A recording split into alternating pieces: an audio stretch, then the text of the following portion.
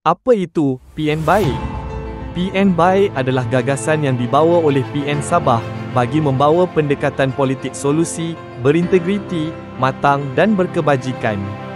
Akronim BAIK mempunyai maksud yang tersendiri, iaitu B adalah berprinsip, A. aman, I. ikhlas dan K. konsisten.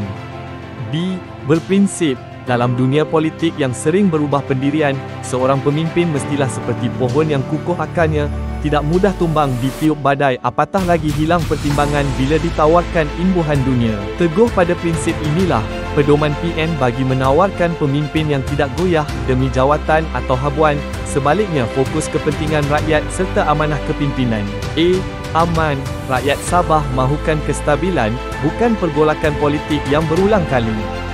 Politik aman membawa ruang untuk rakyat hidup tenteram, ekonomi berkembang, dan negeri ditadbir dengan tertib. Usaha PN membawa nilai politik aman yang bersifat mencari solusi, bukan menyalahkan pemimpin terdahulu semata-mata. I. Ikhlas. Politik yang ikhlas lahir daripada hati yang ingin berbakti, bukan semata-mata untuk menang pilihan raya. Ikhlas bermakna sanggup berkhidmat walau tanpa publisiti, dan sentiasa mendahulukan rakyat. PN akan mengutamakan kepentingan rakyat dalam semua keadaan sekaligus memastikan kebajikan rakyat terjaga. K. Konsisten. Kesetiaan kepada prinsip dan perjuangan adalah kualiti yang kian terhakis dalam politik masa kini. Konsistensi atau bahasa lainnya istiqamah bukan sahaja tentang tidak lompat parti, tetapi juga berterusan membela nasib rakyat tanpa putus dan culas.